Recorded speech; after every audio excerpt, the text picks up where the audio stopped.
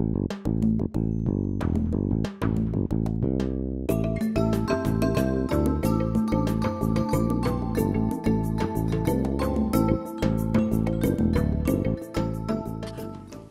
there, Harry Olson here. Tonight we're going to have a dish that was very popular at our bistro called horseradish encrusted salmon with caramelized onions, garlic mashed potatoes, and asparagus. You're going to love it. So I'm going to start out caramelizing some onions.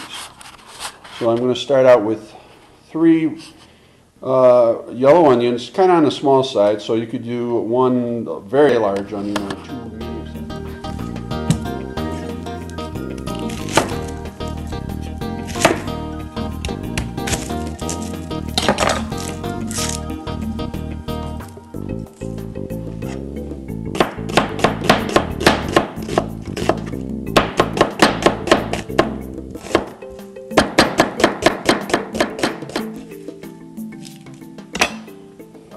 Onion slices all broken up, ready to get thrown into the pan. I've got a pan on the flame, on a pretty medium-high flame here. I've melted the butter, and I'm going to grab, here we go.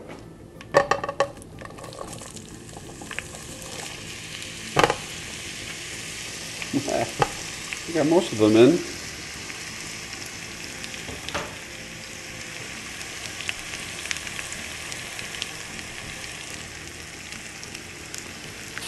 Okay, we're going to be sauteing these until they start browning and caramelizing. Towards the end of that, we're going to add a little bit of salt, and then we're going to put some white wine in there to deglaze the pan. Okay, you can see we got a little caramelization going on. They're turning brown and getting dark edges. We got a long ways to go, though.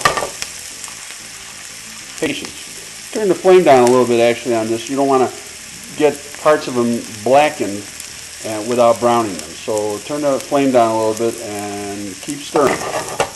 Okay, back to our onions. Well, I've been making the breadcrumbs and preparing the horseradish sauce or paste.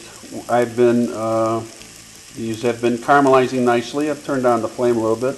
I'm going to add a couple of pinches of salt on it, probably at least a teaspoon of salt. Okay. And now we're going to mix that in. I put that on towards the end because if you put it on early, you will bring the moisture out of the onions, and they'll kind of like boil and steam in their own juices for a while. And then you really just want to saute them and get that caramelization going. Next, we're going to, if you see, we got some brown bits in the bottom of the pan. After it cooks a little more, we're going to add a little white wine to that to bring out to get that flavor off the pan and back into the onion. Okay, our caramelized onions are coming along nicely. We're going to add some white wine to the pan, and we're going to scrape up all the bits on the bottom and bring that flavor back into the onions. Just about a 1/4 cup, not much.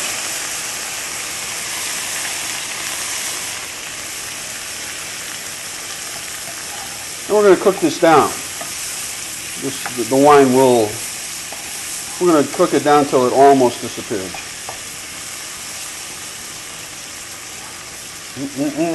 Now you could do this in advance and then store the onions in the refrigerator. And when you do the salmon, sear the salmon in the pan and put the pan in the oven, you can put the cold caramelized onions back in that pan as you put it in the oven. So it'll say, you could do some prep ahead of time, so it's not all of this stuff going on at once. Okay, I just turned the pan off. You can see almost all the liquid is gone, and we got a nice homogeneous brown color through the onions by bringing those bits of flavor up off the pan with the white wine. All right, we're going to put them in the fridge and have dinner in about an hour.